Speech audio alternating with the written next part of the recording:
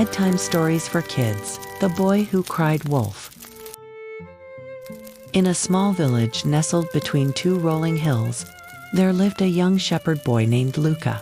Each morning, while the village bustled with bakers and blacksmiths, Luca climbed the grassy hill behind his family's cottage to watch the sheep graze.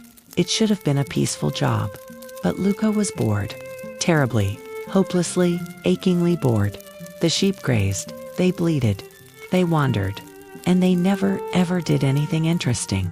All they do is chew, Luca muttered, tossing a pebble toward a lazy away. Day after day after day. From his hilltop, he could see the whole valley, the wheat fields swaying like gold ribbons, the winding river below, and the village rooftops. But most of all, he saw people. People laughing, talking, moving, and he was stuck here, alone, with sheep. I wish something exciting would happen, he sighed. He lay back in the grass, hands behind his head. Or at least someone would talk to me. A thought flickered in his mind. A naughty one. A thrilling one. What if, he whispered, sitting up slowly, what if I pretended something had happened? He glanced at the sheep, peaceful as ever. Then he looked down at the village. Just once, he said, just for fun. And he cupped his hands around his mouth and shouted, "Wolf! Wolf! There's a wolf!" His voice echoed down the hill. Within minutes, the village square erupted into chaos. Men grabbed pitchforks. Women ran from the fields. The baker dropped his bread. "Where's the boy? Where's the wolf?" Panting, they rushed up the hill and found Luca, sitting on a rock, grinning. "What's the matter?" he asked innocently. "The wolf," cried the mayor. "You said there was a wolf." Luca shrugged. Oh, he must have run off. The villagers looked around. No wolf, just sheep. And a boy trying very, very hard not to laugh. The mayor narrowed his eyes. "That's not funny. I was scared out of my apron." The baker's wife snapped, but Luca just grinned. Well, at least something happened. The villagers grumbled and trudged back down the hill, and Luca, he leaned back and smiled. That was fun. He didn't know it yet, but fun can have a cost. The next day, Luca sat on the same hill, watching the sheep chew grass with their usual sleepy contentment. But now, he had a secret. A spark of mischief in his chest.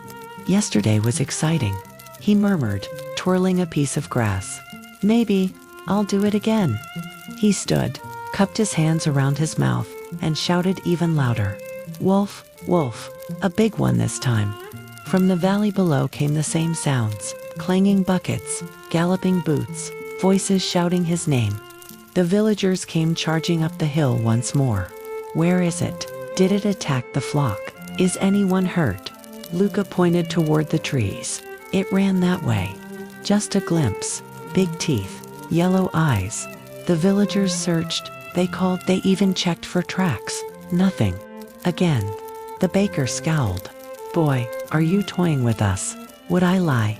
Luca said, widening his eyes dramatically.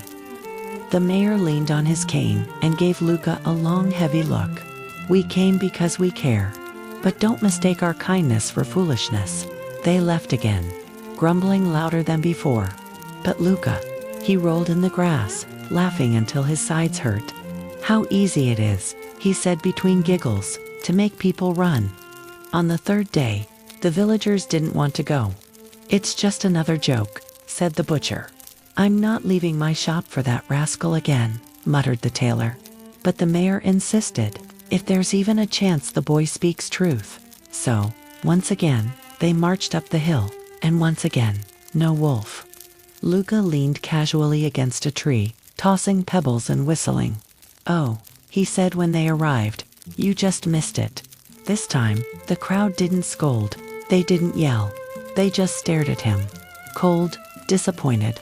And then they walked away, silently. Luca watched them go, a strange feeling curling in his stomach. "It's still funny," he muttered. Right. But no one was laughing anymore. The next morning, the wind carried the chill of early autumn. Luca trudged up the hill with slower steps, still grinning at yesterday's prank, but a little less brightly than before. He sat beneath the old olive tree, staring at his sheep as they grazed like always. The sky was quiet, the world still, and then the flock stirred, ears perked, heads lifted. A hush fell over the hill. From the edge of the woods, a dark shape emerged, low to the ground, yellow eyes gleaming. A wolf. Not a dream, not a joke. A real wolf. Lean, silent, deadly. Luca froze. The creature crept closer, teeth flashing as it locked onto a small lamb near the edge of the flock. "No," Luca shouted, scrambling to his feet. "Go away." He waved his arms through a rock. The wolf flinched, but did not run. It lunged. Luca screamed, "Wolf, wolf, there's really a wolf. Help."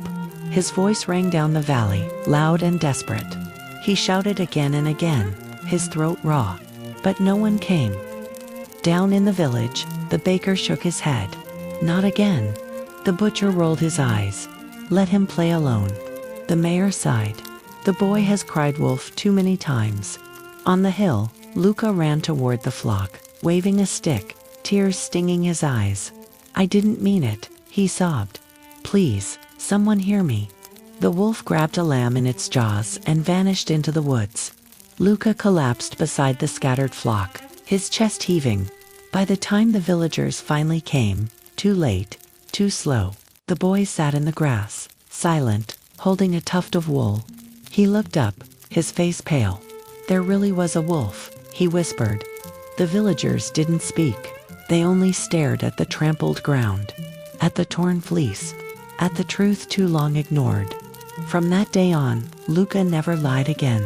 He watched his flock with quiet care, and though the sheep still chewed and bleated, he never called for attention that wasn't needed. And when he spoke, people listened, but he never forgot the cost of a lie, because once trust is broken, even truth has trouble finding its voice.